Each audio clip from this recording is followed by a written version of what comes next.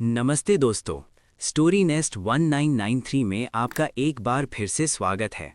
क्या आप जानते हैं कि दुनिया की सबसे पुरानी और सबसे प्रभावशाली कहानियों का खजाना कौन सा है? एक ऐसी किताब जिसने सदियों से राजाओं को राजनीति सिखाई और आम इंसान को जीवन जीने का सलीका।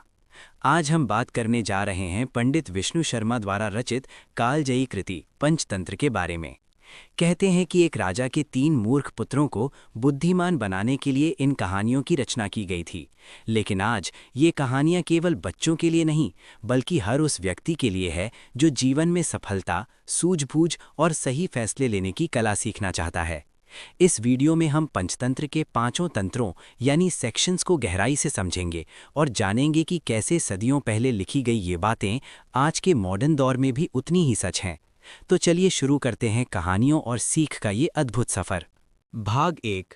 पंचतंत्र का जन्म, राजकुमारों को शिक्षित करने की चुनौती। दोस्तों, कहानी शुरू होती है एक नगर से जिसका नाम था महिलारोप्य।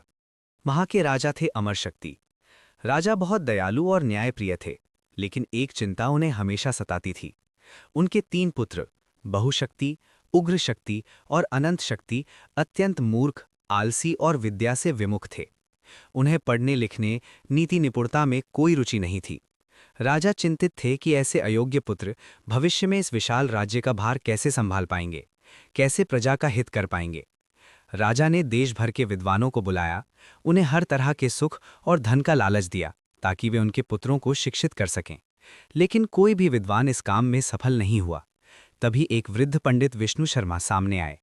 उन्होंने राजा से कहा, महाराज, मैं आपके पुत्रों को न सिर्फ पढ़ा लिखा सकता हूं, बल्कि उन्हें नीति शास्त्र का ऐसा पारंगत ज्ञान दे सकता हूं कि मात्र 6 महीनों में वे दुनिया की हर चालाकी और हर समस्या का समाधान जान जाएंगे। और मैं इसके लिए ना तो कोई धन चाहता हूं, ना ही कोई ऐश्वर्य। मेरा एकमात्र उद्देश्य ज्ञान बांटना है। राजा हैरान रह गए। विष्णु शर्मा ने पारंपरिक किताबी शिक्षा का रास्ता नहीं चुना। उन्होंने जाना कि राजकुमारों को रुचिकर लगे ऐसी शिक्षा चाहिए। और तब उन्होंने रचना की पंचतंत्र की, यानी 5 प्रधान सिद्धांतों या अध्यायों वाला ग्रंथ। इसमें उन्होंने जानवरों को पात्र बनाकर कहानियां सुनाई, जिनमें हर जानवर इंसानों जैसा व्यवहार करता था, ईर्ष्या करता था, मित्रता करता था, चालाकी करता था, सीखता था। ये कहानियां इतनी रोचक और समझने में आसान थीं कि राजकुमार उनमें खो गए और अनजाने ही जीवन के सभी पाठ याद कर गए। और इस तरह मानव सभ्यता को मिला एक ऐसा अमर ग्रंथ जो आज भी हमें जीवन जीना सिखाता है। चलिए अब हम इसी पंचतंत्र के 5 तंत्रों में गहराई से उतरते हैं। भाग 2। पहला तंत्र, मित्रभेद। मुख्य सीख, किसी ईर्ष्यालु या चालाक तीसरे व्यक्ति की बातों में आकर अपने विश्वसनीय मित्रों से मनमुटाव करना जीवन की सबसे बड़ी भूलों में से एक है। ये तंत्र हमें सच्ची मित्रता के महत्व और संदेह के खतरनाक परिणामों से अवगत कराता है। सिंह और बैल की कहानी, मुख्य कथा। ये कहानी पंचतंत्र की रीढ़ है। एक व्यापारी अपने सामान से लदे बैलगाड़ियों का काफिला लेकर जा रहा था। एक बैल, जिसका नाम था संजीवक, रास्ते में कीचड़ में फंस गया और चोटिल हो गया। व्यापारी ने उसे मरा हुआ समझकर वहीं छोड़ दिया, लेकिन संजीवक जीवित था। धीरे धीरे स्वस्थ होकर वो उसी जंगल के हरे भरे मैदान में घूमने लगा और मोटा तगड़ा हो गया। उसी जंगल का राजा था सिंह पिंगलक। एक दिन उसने संजीवक की जोरदार डकार यानी भौंकने की आवाज सुनी। इतनी तेज और भयानक आवाज उसने पहले कभी नहीं सुनी थी। डर के मारे वो अपनी गुफा में छिप गया। सिंह के 2 सियार मंत्री थे, करटक और दमनक। दमनक बहुत महत्वाकांक्षी और चालाक था। उसने सिंह से कहा, महाराज, आप इतने डर क्यों रहे हैं? मैं जाकर पता लगाता हूं कि ये आवाज किसकी है। दमनक ने जाकर संजीवक को देखा और सिंह के पास लौटकर कहा, महाराज, ये तो सिर्फ एक बैल है, आप उससे डरे नहीं, वो आपकी शरण में आना चाहता है। दमनक की चाल थी, वो चाहता था कि सिंह और बैल मित्र बन जाएं, ताकि उसकी महत्वाकांक्षा पूरी हो सके। उसने सोचा अगर वो इस मित्रता का निर्माता बना तो उसकी हैसियत बढ़ जाएगी। पिंगलक ने दमनक की बात मानी और संजीवक से मित्रता कर ली। दोनों की दोस्ती इतनी गहरी हो गई कि वे हर समय साथ रहने लगे। सिंह ने राजकाज में भी संजीवक से सलाह लेनी शुरू कर दी। इससे करटक और दमनक का दरबार में महत्व घट गया। वे ईर्ष्या से जलने लगे। तब दमनक ने एक शैतानी चाल चली। उसने सबसे पहले सिंह पिंगलक के कान भरे, महाराज, संजीवक आपका सिंहासन हड़पना चाहता है। वो आपको मारकर खुद राजा बनने की सोच रहा है। मैंने उसे ऐसी बातें सुना है। पहले तो सिंह ने विश्वास नहीं किया, लेकिन दमनक ने बार बार संदेह पैदा किया। फिर दमनक संजीवक के पास गया और बोला, हे मित्र, सावधान हो जाओ। सिंह तुम्हारे मोटे शरीर को देखकर लालच में आ गया है। वो तुम्हें मारकर खाना चाहता है। उसने मुझसे तुम्हारी जासूसी करवाई है। इस तरह दोनों सच्चे मित्रों के दिलों में एक दूसरे के प्रति संदेह और डर बैठ गया। एक दिन जब दोनों आमने सामने हुए तो संदेह और भय के कारण बात बढ़ती गई और भयंकर युद्ध छिड़ गया। अंततः ताकतवर सिंह ने बैल संजीवक को मार डाला। युद्ध के बाद सिंह को अपनी भयानक गलती का एहसास हुआ और उसे गहरा दुख हुआ, लेकिन तब तक बहुत देर हो चुकी थी। दमनक और कर्टक को अपना खोया हुआ महत्व वापस तो मिल गया, लेकिन एक अनमोल मित्रता हमेशा के लिए नष्ट हो गई। नैतिक शिक्षा। कभी भी किसी तीसरे व्यक्ति, खासकर वो जो ईर्ष्या या स्वार्थ से प्रेरित हो, की बातों में आकर अपने सच्चे मित्र पर संदेह नहीं करना चाहिए। संचार का अभाव और विवेकहीन विश्वासघात रिश्तों को तबाह कर देता है। अक्सर दूसरों की चालाकी हमारी सबसे बड़ी दुश्मन होती है। 2. कबूतर और चूहे की मित्रता। एक बार कबूतरों का एक झुंड अनाज चुग रहा था। एक शिकारी ने जाल बिछा दिया और सभी कबूतर उसमें फंस गए। झुंड का नेता चित्रग्रीव बहुत बुद्धिमान था। उसने सभी कबूतरों से कहा, हिम्मत मत हारो। अगर हम सभी एक साथ मिलकर उड़ेंगे तो ये जाल हमें लेकर उड़ सकता है। हमें अपनी सामूहिक शक्ति का इस्तेमाल करना चाहिए। सभी कबूतरों ने एक साथ पंख फड़फड़ाए और जाल को लेकर उड़ गए। चित्रग्रीव ने उन्हें अपने मित्र चूहे हिरण्यक के बिल के पास ले जाने का नेतृत्व किया। हिरण्यक ने देखा कि उसके मित्र मुसीबत में हैं। उसने तुरंत अपने तेज दांतों से जाल के सभी धागे काट डाले और हर एक कबूतर को आज़ाद कर दिया। कुछ दिनों बाद हिरण्यक का एक और मित्र, एक हिरण, उसी शिकारी के जाल में फंस गया।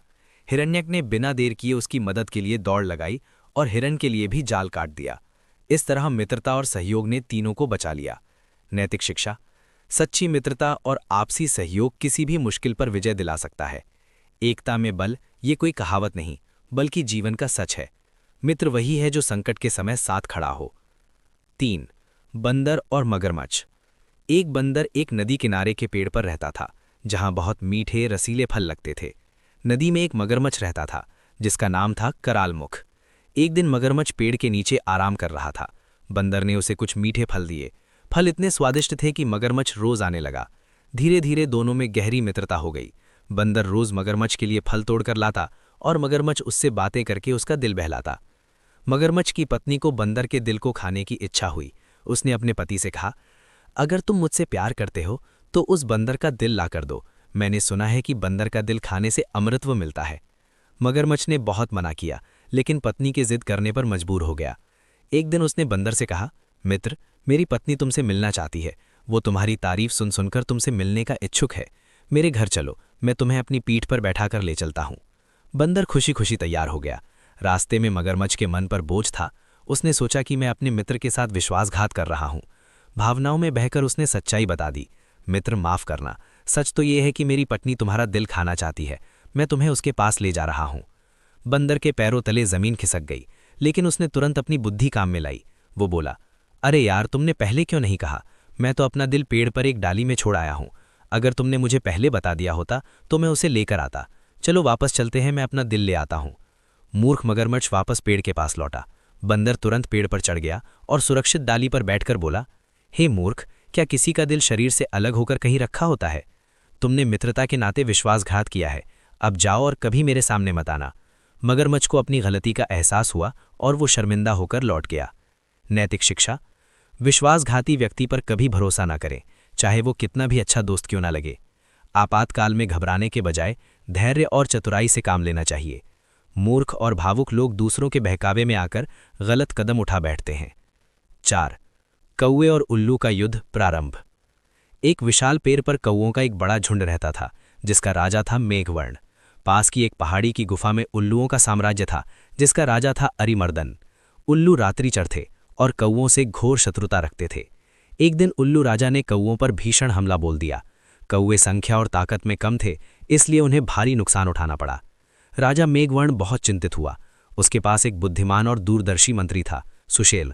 सुशेल ने राजा से कहा, महाराज, सीधी लड़ाई में हम उल्लुओं से कभी नहीं जीत सकते।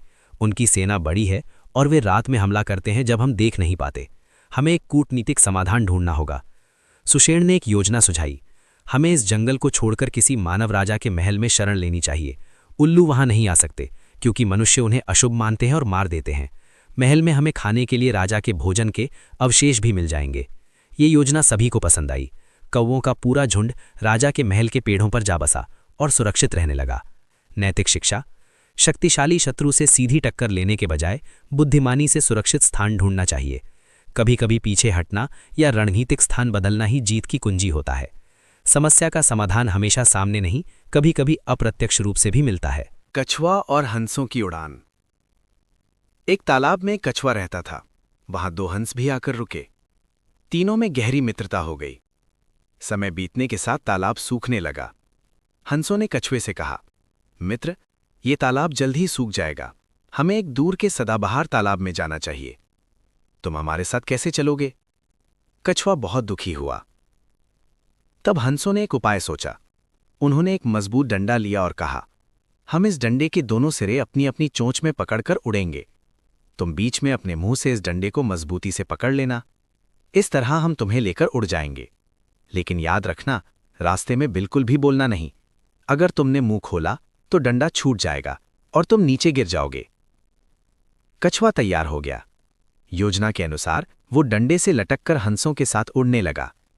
नीचे जमीन पर लोगों ने ये अद्भुत नजारा देखा। 2 हंस एक कछुए को लेकर उड़ रहे हैं। लोग हैरान होकर चिल्लाने लगे, देखो, ये क्या अजीब बात है, कछुआ उड़ रहा है। लोग हंसने और तरह तरह की टिप्पणियां करने लगे। कछुआ लोगों की बातें सुनकर सहन नहीं कर पाया। उसने सोचा कि इन्हें जवाब देना चाहिए। उसने मुंह खोलकर कुछ कहना चाहा ही था कि डंडा उसके मुंह से छूट गया और वो सीधा नीचे जमीन पर जा गिरा। उसके प्राण पखेरु उड़ गए। नैतिक शिक्षा। अनावश्यक बातचीत और गपशप से बचना चाहिए। अक्सर मूर्ख अपनी ही जुबान से अपना नुकसान कर बैठते हैं। जब आप किसी योजना पर काम कर रहे हों तो ध्यान भटकाने वाली बातों से दूर रहें। दूसरों की बातों पर प्रतिक्रिया देने की जल्दबाजी हानिकारक होती है। भाग 3। दूसरा तंत्र, मित्र संप्राप्ति, द गेनिंग ऑफ फ्रेंड्स। मुख्य सीख। सच्चे और बुद्धिमान मित्र ही जीवन की सबसे बड़ी पूंजी है। उन्हें पाना और संकट के समय एक दूसरे की मदद करने से हर मुश्किल दूर हो जाती है। ये तंत्र मित्रता के गुणों और सहयोग के महत्व पर प्रकाश डालता है। नंबर 1। चूहा, कौवा, कछुआ और हिरण की अद्भुत मित्रता, द यूनियन ऑफ 4 फ्रेंड्स। ये कहानी सच्ची मित्रता और सामूहिक बुद्धिमत्ता का सबसे सुंदर उदाहरण है। एक घने जंगल में 4 अलग अलग जानवर रहते थे। एक हिरण, एक कौवा, एक कछुआ और एक चूहा। एक दुर्घटना में उनकी मुलाकात हुई और वे गहरे मित्र बन गए। वे हर दिन एक निश्चित स्थान पर मिलते, बातें करते और एक दूसरे की देखभाल करते थे। एक दिन हिरण शिकारी के जाल में फंस गया। वो जोर जोर से चिल्लाया। कौवा, जो ऊंचे पेड़ पर बैठा था, उसने सबसे पहले हिरण को देखा। वो तुरंत उड़कर कछुए और चूहे के पास गया और खबर दी। तीनों मित्र तुरंत हिरण के पास पहुंचे। समस्या ये थी कि शिकारी कभी भी वापस आ सकता था। तब चारों ने मिलकर एक बेहतरीन रणनीति बनाई। चूहा, हिरण्यक, उसने तुरंत अपने तेज दांतों से जाल काटना शुरू कर दिया। कछुआ, कंबुग्रीव, वो हिरण से बातें करने लगा ताकि हिरण शांत रहे और चूहे के काटने की आवाज छिपी रहे। कौवा, लघुपतनक, वो उड़कर पेड़ की ऊंची शाखा पर बैठ गया और दूर दूर तक नजर रखने लगा कि शिकारी कब आ रहा है। हिरण, चित्रांग, वो पूरी तरह से शांत रहा और अपने मित्रों पर विश्वास किया। थोड़ी ही देर में चूहे ने जाल के अधिकतर धागे काट दिए। तभी कौवे ने चिल्लाकर चेतावनी दी, शिकारी आ रहा है। हिरण ने अपनी शक्ति से बचे हुए धागे तोड़ दिए और भागने लगा। लेकिन कछुआ धीमी चाल के कारण पीछे रह गया और शिकारी ने उसे पकड़ लिया। शिकारी खुश था कि कम से कम कुछ तो मिला। हिरण ने जब देखा कि उसका मित्र कछुआ पकड़ा गया है तो उसने तुरंत एक और चाल चली। वो दूर से शिकारी को दिखाई दिया और जानबूझकर लंगड़ाने लगा, मानो वो घायल हो। शिकारी ने सोचा, ये हिरण तो आसान शिकार है, ये कछुआ तो है ही, पहले इसे पकड़ लेता हूं। उसने कछुआ जमीन पर रख दिया और हिरण का पीछा करने लगा। हिरण उसे दूर ले गया और फिर तेजी से भागकर गायब हो गया। इस बीच कौवे ने चूहे को बुला लिया।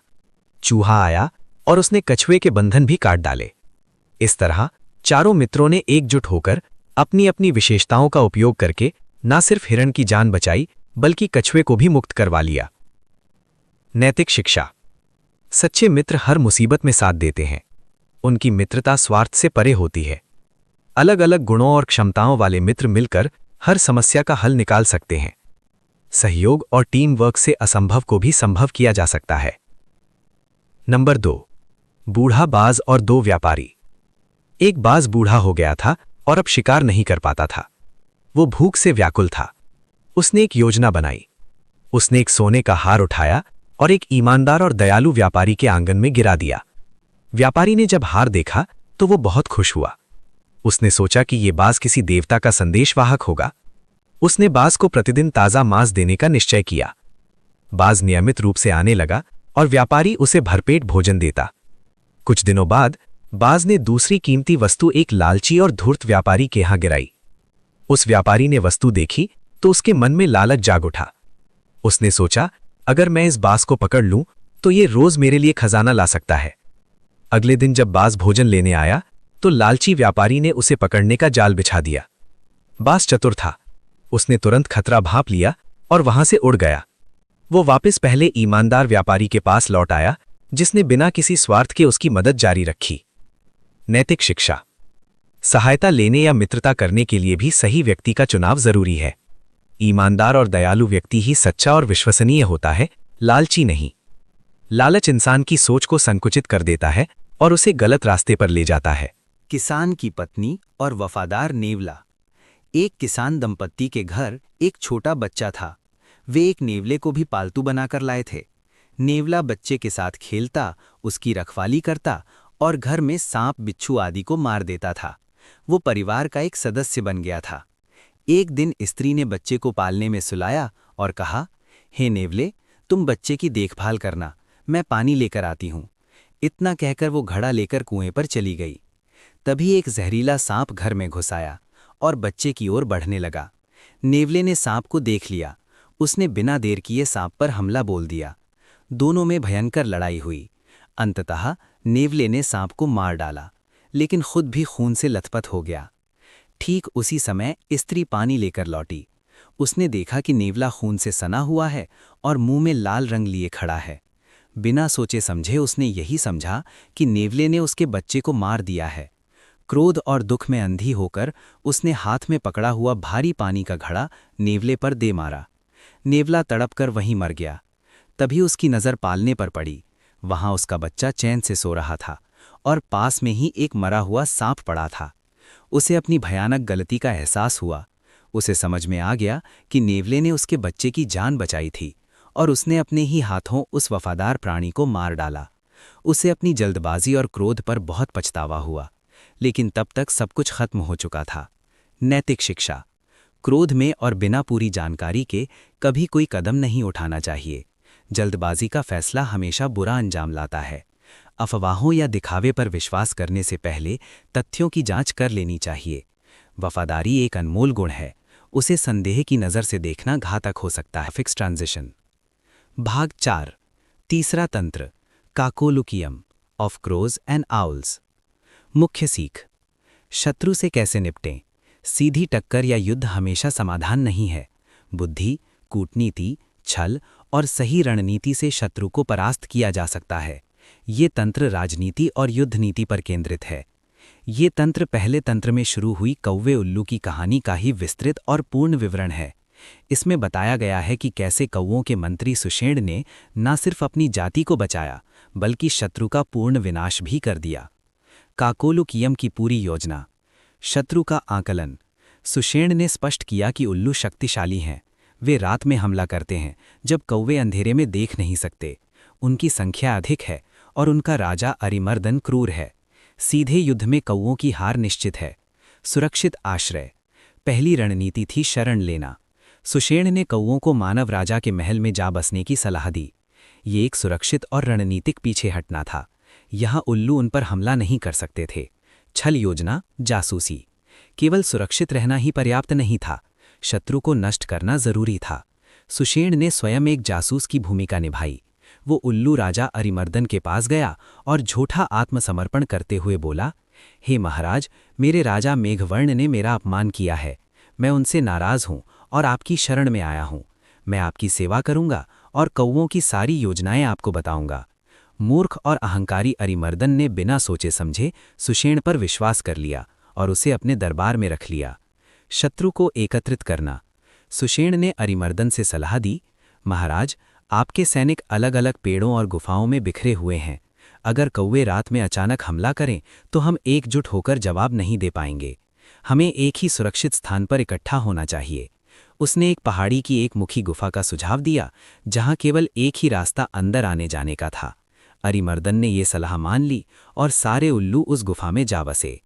निर्णायक हमला, द डिसाइसिव अटैक। यही सुषेण की योजना का चरम था।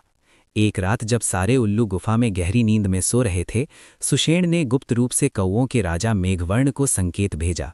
कौवों की सेना ने पहले से इकट्ठा की गई सूखी लकड़ियां, घास फूस और पत्तियां लाकर गुफा के एकमात्र मुहाने पर ढेर लगा दीं। फिर उन्होंने उसमें आग लगा दी। भयंकर आग और घने धुएं ने पूरी गुफा को भर दिया। ना तो उल्लू बाहर निकल सकते थे और ना ही अंदर सांस ले सकते थे। अरिमर्दन सहित उल्लुओं का पूरा साम्राज्य नष्ट हो गया। इस तरह सुषेण की बुद्धिमत्ता और कूटनीति से कौवों ने अपने शत्रु का सफाया कर दिया। नैतिक शिक्षा। बल से ज्यादा बुद्धि का बल होता है। बुद्धि से शत्रु को भी मित्र बनाया जा सकता है और फिर उसी का सहारा लेकर उसे नष्ट किया जा सकता है। शत्रु को कमजोर करने के लिए उसके भीतर घुसकर उसकी योजनाएं जाननी चाहिए और उसे अपनी ही रणनीति में फंसाना चाहिए।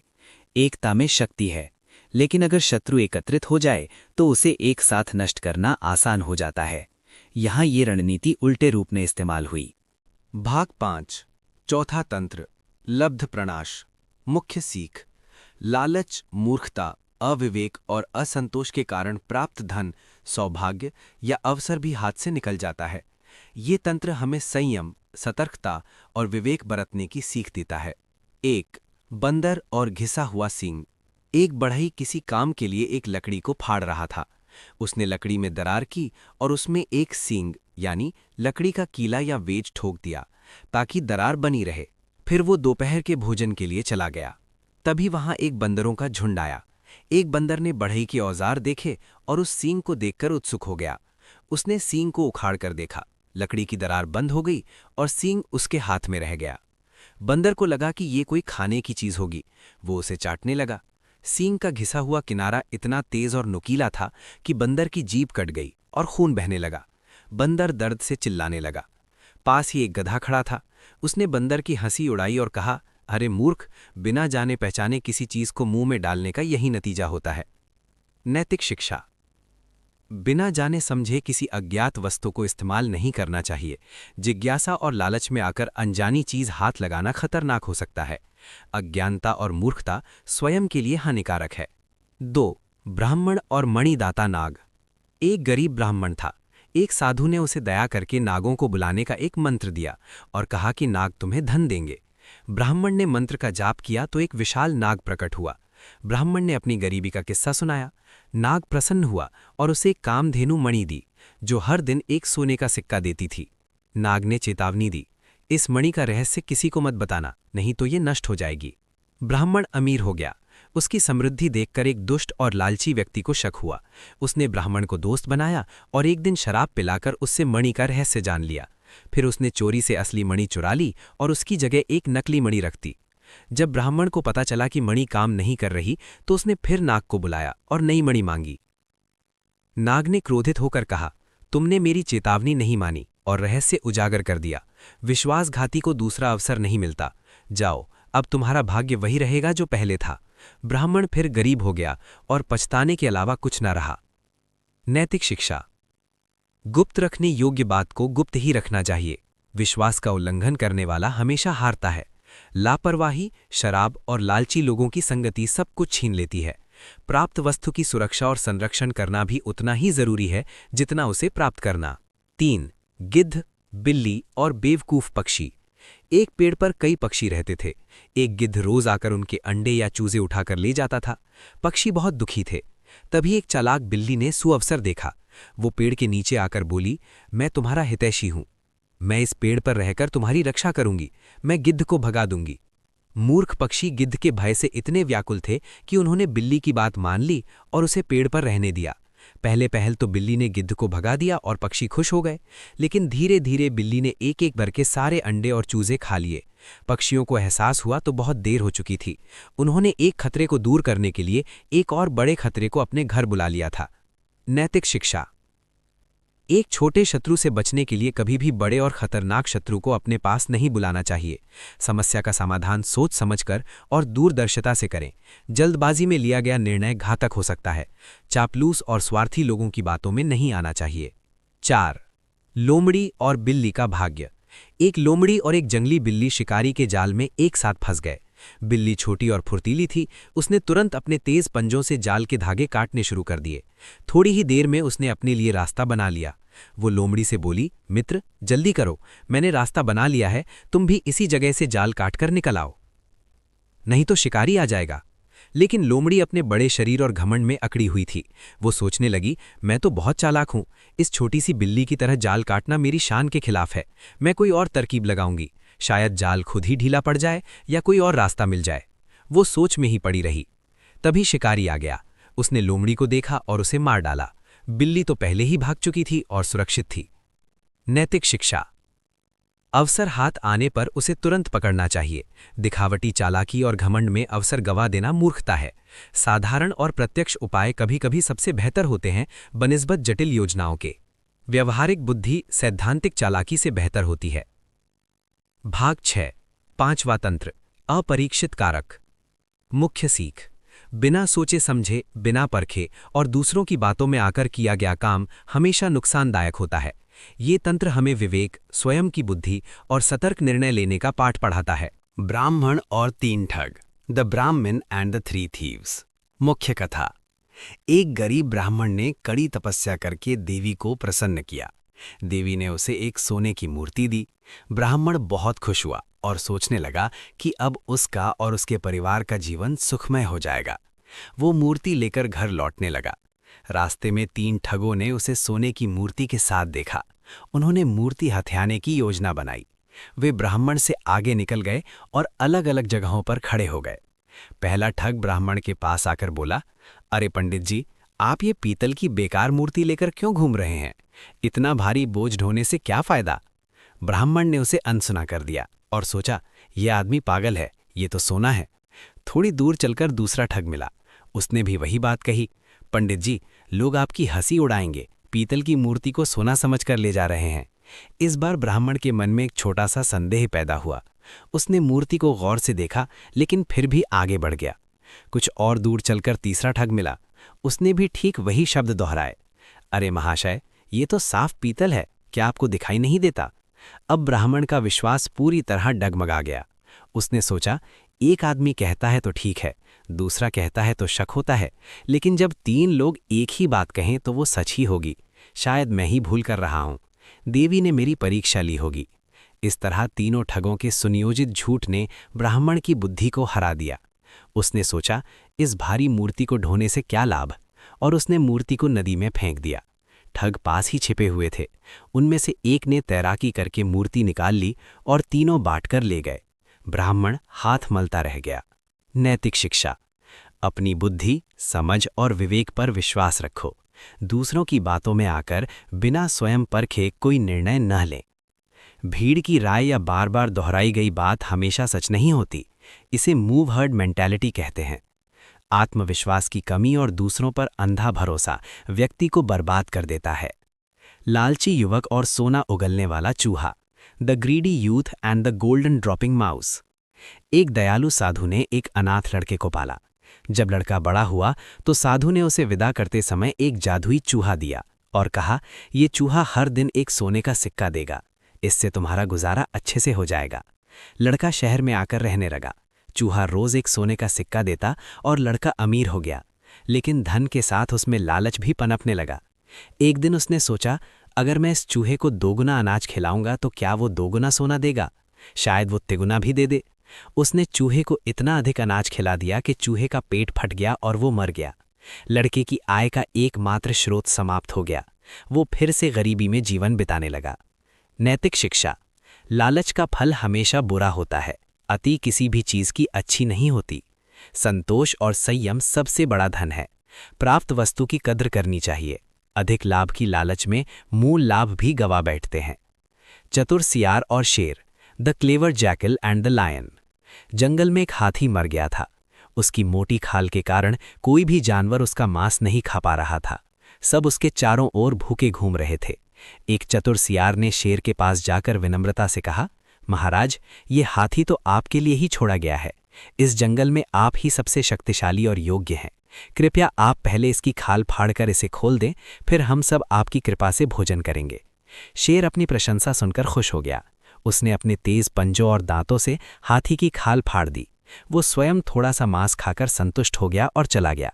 फिर सियार और बाकी सभी जानवरों ने मिलकर पेट भरकर भोजन किया। नैतिक शिक्षा। विनम्रता, चापलूसी और चतुराई से शक्तिशाली से भी काम लिया जा सकता है। सीधे टकराने या मांगने की जगह बुद्धिमानी से काम लेना बेहतर है। कभी कभी दूसरों के घमंड को संतुष्ट करके अपना काम निकाल लेना ही बुद्धिमानी है। शेर और चालाक खरगोश, the lion and the clever hair.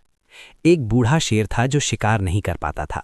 उसने जंगल के सभी जानवरों को बुलाकर आदेश दिया कि रोज एक जानवर स्वयं उसके भोजन के लिए आया करे, नहीं तो वो सबको मार डालेगा। डर के मारे जानवरों ने हाँ कर दी।